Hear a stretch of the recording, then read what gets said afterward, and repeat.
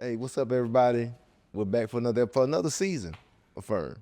For another season of Firm. Listen, I promise you, we got a really good episode. I think we should just need to dive right into it. So we've been having this ongoing conversation. We like sports, we enjoy our athletes, and so we've been doing kind of this. I ain't gonna say the deep dive, but we really been doing this scan of some of our favorite athletes, performers, and the influence that their fathers or father figures played on how they show up in the game, right? And so you talking, me as a LeBron fan that has to always engage with folks from out of Chicago or that era of Jordan when they're like, man, there's no comparison. But when we break it down, one of the coldest arguments that kicks this off is, and he not in the building today, but Trav would always say something like, look at how many times LeBron ran from strong coaches. Yeah. And that might be the influence of not having a father figure present. So we jumping off in the conversation today. What is it? Villains versus visionaries. Yeah, villain versus visionary. Man, story of the black father. Where we going with it? So I think when we look at it, it's a simple I'm gonna say a twisted yet complex space. It's simple but complex. Okay. Because so many times we're viewed as a villain, but we're visionaries. Okay. And I think when you're the visionary, it's gonna be some hard moments. And it's kind of like leadership. It's like loneliness. Leadership is loneliness. Okay. So even as a dad, sometimes being that visionary, it's like you're alone because nobody understands your vision, but you see this vision. And when it comes to fruition, you finally get your credit in, but through the process, you like, man, I'm the bad guy. I'm alien. I'm on this island by myself because I'm the only one who truly sees this. Yeah. So I think it's just a good conversation we've been having back and forth offline, but I'm glad we're finally having it online for other people out there. Facts. Now, and I think it's a really real thing, man. One of the things that I love to see, and we're gonna get into it how we even got to this point. But I was watching Coco Golf, and Coco Golf won, the tennis match, and she gave so much credit to her dad and how he prepared her and made her mentally tough for that moment. Like she literally is talking about how she's in the final set of the match, and she can hear the crowd chanting her opponent's name. And then she like, I had to go in my head and I had to be my own cheerleader. Go Coco, go Coco. Like she's talking about how she's doing this, but in the interviews afterwards, she giving so much credit, not just to her dad for preparing her physically, but preparing her mentally for that moment. And then, fast forward to the NBA draft, oftentimes we talk about it in mainstream media, the story of dad is left out. But from the very jump, whether it was Ron Harper Jr. from the top, it was my dad played such an instrumental role in my journey to get to this point. Yeah. My dad prepared me for this moment. Yeah. So we talking about this, the villain versus the visionary. But people think we enjoy being the villain, and that's not always the case. No, but it goes back to like I was just saying. You're lonely because you don't want to be I'm not gonna say you're not trying to be the villain. Yeah. You just have a path. Because even like when you just talk about Coco, I initially thought about your favorite movie. I thought about Serena dad. Venus Serena. Their dad. Yeah. Because he had a plan. He told me, hey, I wrote this plan out. We sticking to the plan. Yeah. And when the plan comes to fruition, everybody like, wow, he's phenomenal. He's like the greatest trainer ever, tennis trainer ever. Yeah. But during the process, everybody had a problem with something he was doing. And I naturally think about the old lady where she said, well, where your daughters at? Yeah. Look, if you see the movie, he suggested that her daughters were, somewhere on a corner nearby, a corner near you. Because not having that vision. They didn't have the vision. But we don't want to be the villain, but I understand too, I have a job to do as a father. Okay. And I'll be damned if I don't do my job. Okay. And I think I always tell my kids all the time, just trust the process and you'll understand in the long run. Okay. And they will, because again, I don't want to be this, but I know what I've experienced in my 44 years of being on this earth. And so I know I need to equip them with certain things. And again, that visionary, you have to see way down the road, not just what's in front of you. I'm trying to see what's in front of me, but also years ahead of time. Yeah, one of the ways we talk about it all the time is I'm responsible for where we're going, yes, not where we are. Yes. You know what I mean? So I'm prepared for where we're going. So think about this thing. In that context, does society paint black fathers as villains or visionaries? Because it's interesting. There'll be all of this narrative about how absent black fathers are. Mm-hmm. But then when a black father is present, LeVar Ball, Deion Sanders, then we come back and talk about, they the problem. They're the reason the kid is like that. So I mean, what's the overall view? Does society paint us as visionaries or as villains? Your thoughts? Man, that's a loaded one. See, I think sometimes you paint us as villains to get our children into your system. So Talk about it. again, Yeah. if I'm a young black boy, man, your dad don't have to be that hard on you. Why, man, he needs to let you slide, man. He tripping, man. He always this. So now my son goes out here and does some things that he probably has no business doing. Yeah. Because there's no guidance there. And so I'm gonna paint you as a villain because now I can get him in this system. Yeah. So now we can lock him up because he ain't had dad to say no, and dad would have corrected a lot of stuff in the long run. So I paint you out to be a villain so your son can not like you and understand like, hey, you need to be with us. You need to be like, hey man, don't listen to him. You need to listen to me. Yeah. So he's wrong. He ain't looking out for your best interest. Yeah. Because again, I want you in here, and we know as black fathers, we gonna correct a lot of these things because we understand that. So I think they do paint you, society does paint us as more of a villain because we're hard on our children. One, because we understand the rules of the game are not the same. Right. I think I'm not gonna say one. That's the biggest rule. It's not the same. And I have to equip you for this game or this thing called life. Because even like we reference in sports, to truly win at the game, you have to know the rules of the game. And once you know the rules, you can operate better because you know the do's, the don'ts, the ins, the outs, all those, you know those, so you operate better. But I think just to make it short and to the point, we are painted as villains because you don't want to see our children raised with structure and accountability. And that's what we're going to create when we're at home. So you really getting into this deep topic now because I say this all the time. I even say this to my children, but especially to my sons. We live in a society in a world now where if I were to do something to you in public, people would be quick to call the police on me. People are quick to call the authority. But if a police officer show up and slam you on your face and put a knee on your neck, ain't nobody coming to your aid. No. Nobody coming to your rescue. The first thing people gonna want to know is, well, did he comply?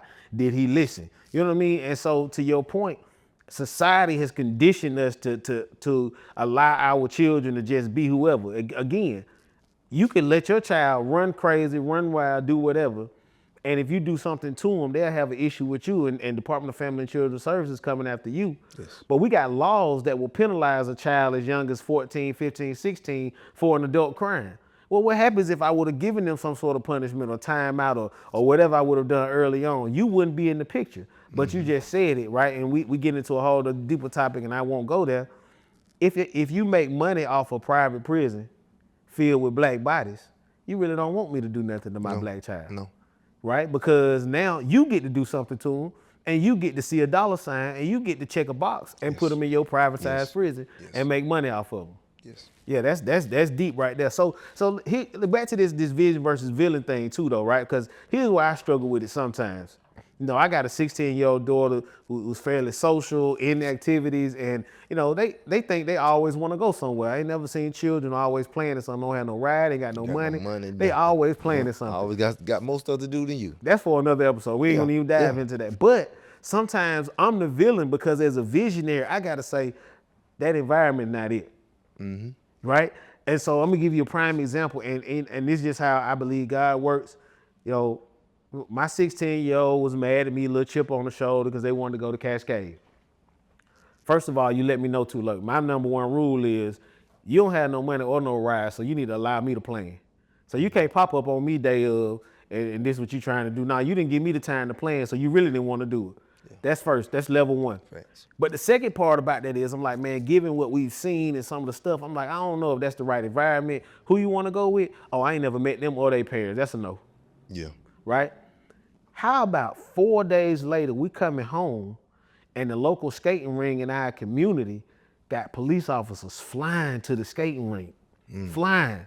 Next thing you know, now we in separate cars, so she happened to be in the car with mama.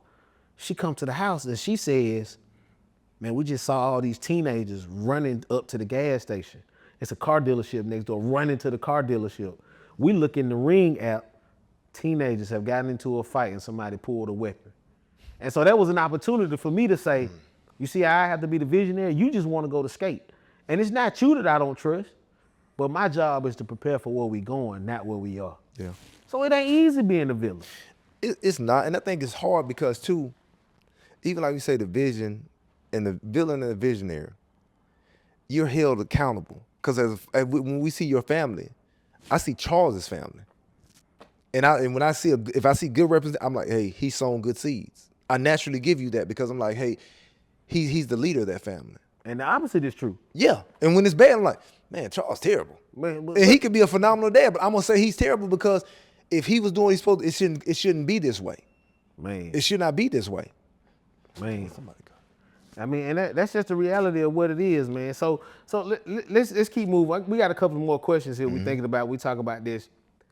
When did you first realize your role as a father was more than just showing up, or more than this idea of being present? When did you first realize it's more than just? We start with presence, and we start with folks just showing up, and we encourage people to begin with showing up. But we also know it's so layered. It's so much more than that.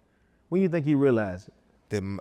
Oh man, hold on. Ask that question one more time, because When- my head went to so many. I had so many answers to that question. Yeah, listen, man. When did you realize that being a black father was so much more than just showing up?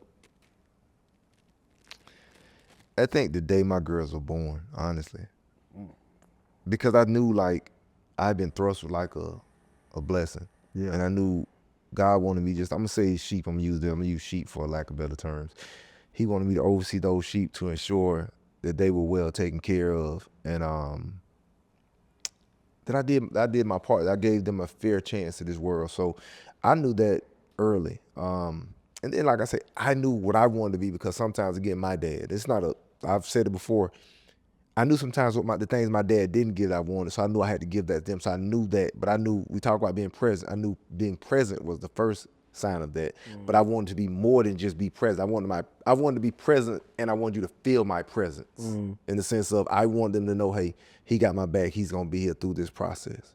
So I think for me, it was honestly out of the gate, bro. It was really out the gate.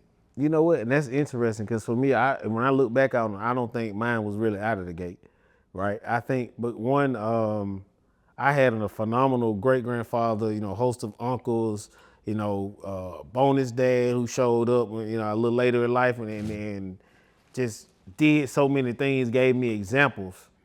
But there's always sort of this idea that my dad is not there. And unless somebody helps you shape that narrative, that I don't care how many amazing people you have around you. It haunts you. There's this looming idea that your dad is not there. And so I started out with this idea like, hey man, you need to be present, you just need to be there. But for me, it was kind of like, I want to say Blake might have been, we were potty training Blake. And of course, every kid starts out sitting on a pot. But one day he was going in there to use the bathroom, and it just did something to me that he had to sit down to use the bathroom. And in that moment, it was like, oh, that's my job, to show him how to use the bathroom as a young man. And so I tell anybody this, I think the trick for us in potty training, especially with him, was, hey man, let me get this bleach spray. Let me show him how to use the bathroom. He can go over here in the shower, and then we just spray it down with the bleach. But showing him and allowing him to do that, for me, triggered this idea of there are gonna be all these things that I need to show him how to do. He's not gonna know how to naturally do this. He don't naturally know how to show up as a black man. He's not gonna naturally know how to, open the door and to be a gentleman. He's not gonna naturally know how to have respect. And so being present will not be enough. I'm gonna have to be a hands-on instructor. Hey, this is how you do this. Hey, this is how you need to do that. And I'm telling you, something happened in that moment and it clicked. And so now, I'm sure at some point, I'm in his story right now, I'm the villain. I know I'm the villain. You are. I'm the villain in his story. But I mean, you're doing something right too. But at the end of the day, I'm okay with being the villain, because when I get to see you go to the height, that whatever height you're gonna go to in life, I get to sit back and say, you know what, I was uncomfortable being a villain, but I'm glad I ain't let up. Yeah. But I think even to your point, I think there are things through this journey every day that we encounter that helps us understand why we need to be there too. Because even if it's something like, hey, we're seeing some of these kids now that we work with or deal with, some of their life journeys, and we're like, wow, okay, I need to be there. That's like that reassurance that dads are needed. Yeah. So even like, even some of the work we do with boys, it's like, we know that, and we tell them all the time, the world doesn't care that you don't have. So again, it helps us say, I need to walk in my purpose, not even just in my home, but in just my community, just wherever I am. I need to be an example of a man everywhere I go, because I don't know who's looking at me and saying, man, I'm gonna be like Coach Nick. Man, I like this, or I like the way Coach Charles do this. I like the way Miss Charles do this, or Mr. Nick do this. We're looking at it, so it makes me be like that in every facet of life that we walk in. Right. You know, like we just have to be there and be present. But even to your point, you are the villain in this text message. But two, you're gonna be his villain now, but his reason later and his motivation later.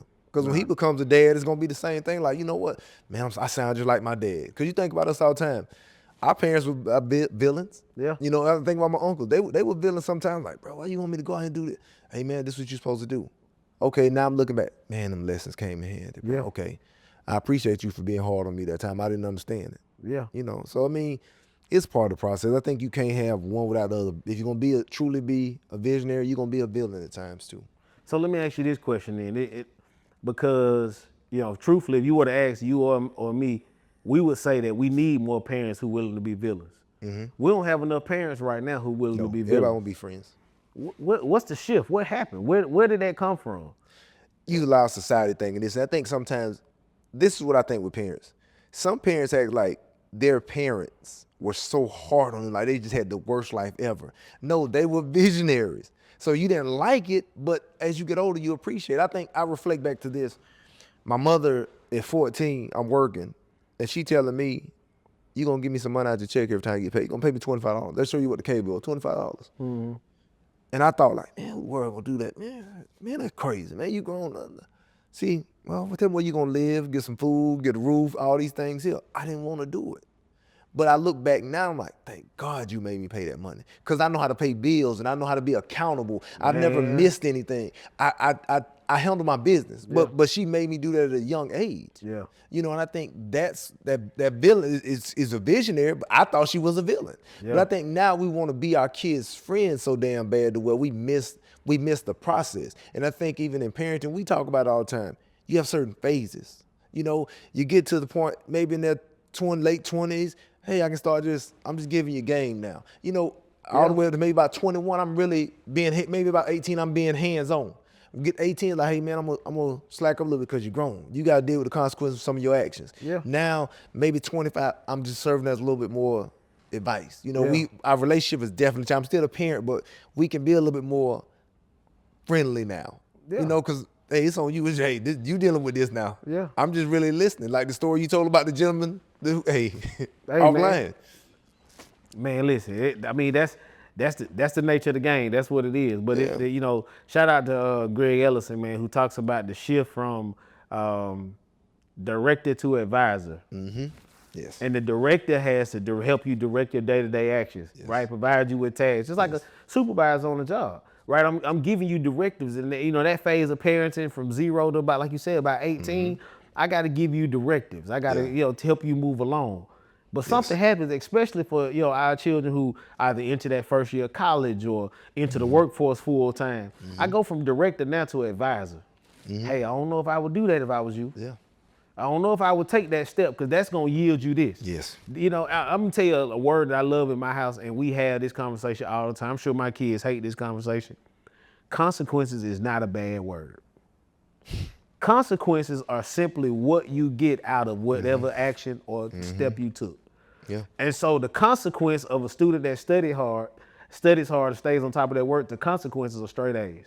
Mm. The consequences of a student who does not study hard, who does not apply themselves, is going to summer school when everybody else go to summer camp. Mm. Consequence itself is not a bad word. It's not. And so I love this idea about consequence. And I think to the director and advisor conversation, as a director, I'm giving you the steps so that you can get your desired consequence. As an advisor, I'm helping you look forward and say, here's what comes with that. Do what you want to do with it. Yeah, it's on you. Take those steps. It's on you. It's on you. But you got to take like you said, you got to take what comes with it. Both sides of the coin. You got to take what comes with it. Yes. Now, to that point, we're talking about the parents and that shift. I don't really know where the shift came, but I know right now, if we're going to ever do anything about young people and where we're headed, parents have to be willing to step into this villain role. Yes. You gotta be willing. You gotta be willing to not be liked by your friends, by your children, so that you can save them, so that you can love them and give them what it is they really need and not what they want. And I think a lot of parents are are worried about, because I know I've had parents say to me, well, coach, I gotta buy it because if I don't buy it, he gonna go ahead and do this. I wish you would. I wish you would. Amen. But see, again, we losing because it's like, if I don't buy it, he gonna go ahead and do it. I wish he would. But you almost have to be, even with that visionary piece, I almost have to willing to not necessarily lose you, but be okay with some of the outcomes. Like, I've done my part. Because I wish you would go out here and get something when you violated whatever rules in my home. If my rules are that you have to be in my house by a certain time, I wish you would come in here past that time, because it's gonna be some consequences. And again, you see, we're raised in a different time to where, hey, if I can't discipline, you need to find you somewhere else to go. Yeah. And see, we got to be okay with that too, because you're not gonna run my house. You're not gonna run my house. Because I think and a lot of times you see it so often. A lot of these young kids, they're running their parents home because the parents, I just don't want to be too much. If you be too hard on them, they ain't gonna be your friend. No, bro, they got to understand. It's gonna be clear communication. These are my expectations. Yeah. And so on. But if we get outside this, we're gonna have some problems. Man, and they gonna get over it. Yeah, you will. They will get over it. And the reality is, we say this all the time, kids crave structure. They do. They do. crave some kind of consistency. They crave structure. And more importantly, they need it. It's essential to their development. Yeah. But I think as adults, sometimes we fail them because we don't want to maintain that structure. And even like we talked about with the villain, sometimes it hurts to say, okay, if you do this, you're going to be under punishment for 2 weeks. I mean, like, God, that's hard. Yeah. But I said, if you do this, this is what's going to happen. And I got to stick to it. And I got to stick to it. And I got to stand on it. And it's worked for me. Yes, because I don't want to do this to you, but I'm like, and I did say I was going to do that. But then the next time, we don't have those problems. Next time they say, you know what, last time was rough on me. I ain't going to do 2 weeks. I'm going to do a week. Man, I'm going to let daddy do, I'm going to go on and do what daddy said do, because it's his rule. And here's the interesting thing about it. I don't know what it is for you. You know what I mean? We talk about the difference in, dynamics and, living. I always say you got a harder battle, because you parenting kids who get to go and have to listen to somebody else in a totally different environment. Yes. I'm parenting children, and my wife will say something like, well, why is it that they'll do certain stuff with me that they not gonna do with you?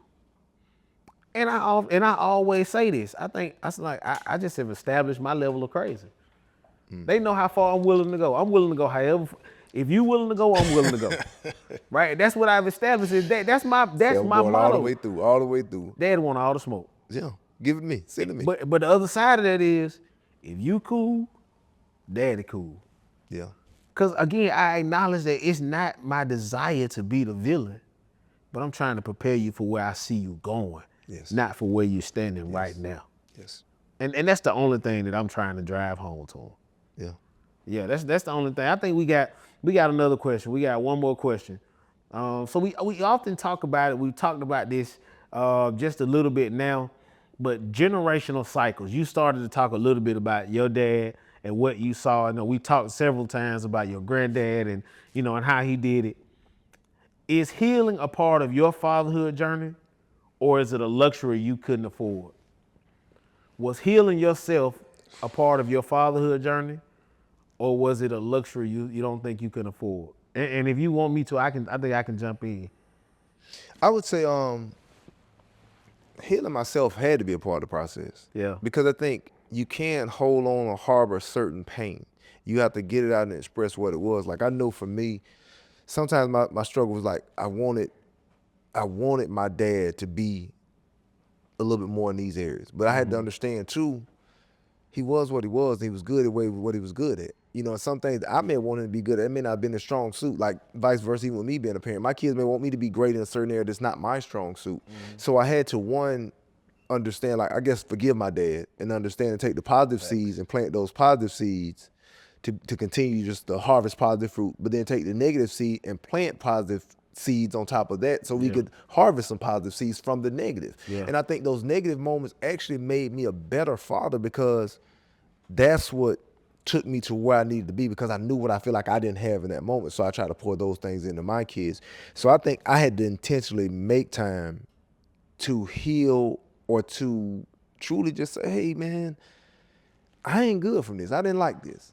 And it doesn't mean nothing bad, like I say to my father, by no means. Some things I'm older now, I can express, I didn't really like these things. I didn't like this. So that is a form of healing because I'm getting it out and I'm not holding inside the harbor that. Yeah. Because I think so many times you see fathers too, they have so much resentment from just past traumas, they can't even be present to be a good father because they keep talking about, well, my childhood was this, but your children are present and they're missing out on what they need because of your inability to just say, you know what, I didn't like that. Let me give them what I needed. You know, and because we have the generation where, hey, your dad wasn't there. Now you not there. Now they not there. It just keeps going on where somebody ultimately has to say, it stops here. Yeah. This just stops here. Yeah. And it stops here with me. Because you can't just carry it over because we said all the time, our fathers, grandfathers, they only knew what they knew.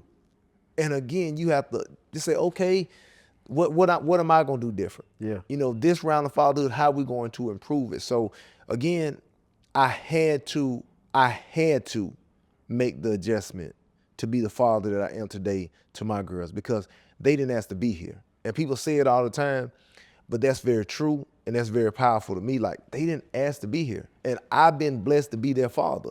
And I'll be damned if I'm gonna leave them in this terrible world to navigate themselves. If they don't have no other safety blanket on this planet, they have me. They got daddy. And they have me, and that's what I'm gonna be here for. So you have to make time for your healing because again, your children need you.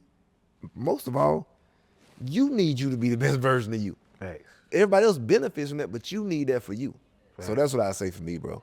I mean, I think that's valid. I mean, for me, in this idea of like breaking these generational cycles and healing your own trauma, I think it's the same thing, right? I'm gonna be honest and say I wasn't really even using language like healing my trauma and breaking generational cycles when I started out on this fatherhood journey. What I did know, to your point, was that okay, I knew enough about being a black man that nobody was gonna care about what I've been through. They only care about how I'm showing up right now. Yes.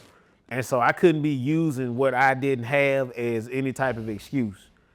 And so I knew that much to say, okay, I need to move forward anyway. But I think going back, I had to also process some things to create, like once I learned this idea, like harboring, ill will against anybody really hurts me more than anything. I think I had to heal that because I wanted to make sure that wasn't getting in the way of how I was showing up as a daddy, right? I think it's a twofold approach. I don't think I've ever told you this, but even like with my girls, you shifted how I parent my girls because you're not a helicopter dad. Like if somebody were to say something to you about your oldest and a little boy, you're gonna laugh it out because you trusting that they already know what decisions they need to be making. Right? You trusting that, hey, they're gonna be relying on what I've given them. Whereas I might at one point have been like, man, mom, she ain't talking to the little boy. We not doing that. Yeah. But I've learned that even in that process. And so being able to walk forward and move forward with that, and then making these conscious decisions to say, even when we talk about the discipline piece, we were raised one way when it came to discipline. You don't do what I told you to do. If you don't hear the consequences, that's gonna be the end of it. Even this idea now that we having these conversations before, after the action, we're talking about the why. I come back later and reiterate, this is why you end up getting in trouble, right? Because we talked about X, Y, and Z, and that didn't happen. And so, I think even all of those things come into play when we talk about what it means to break those generational cycles. But at the end of the day, what a great way to jump off a new season, this idea of villains versus visionaries. What it means as a parent to choose, not necessarily being a villain in the way of a movie or being just the absolute bad guy, but being willing to offer structure, being willing to do what needs to be done, being willing to make the sacrifices even of your own happiness to ensure your children can go where it is you desire for them to go and are not focused and fixed on where they are right now. Yes. That's another one, man. That's a good one. Hey, to our parents out there, we hoping you choosing not necessarily to be the villain in a bad way, but stand firm on your principles, your values, your morals, and ask yourself, what I'm doing for my children right now, is this preparing them for where they're headed? Or am I just happy with making them okay and comfortable right now? And I'm gonna drop this last line. My father-in-law says, you're not willing to make them difficult decisions because you're not thinking about them, you're thinking about yourself.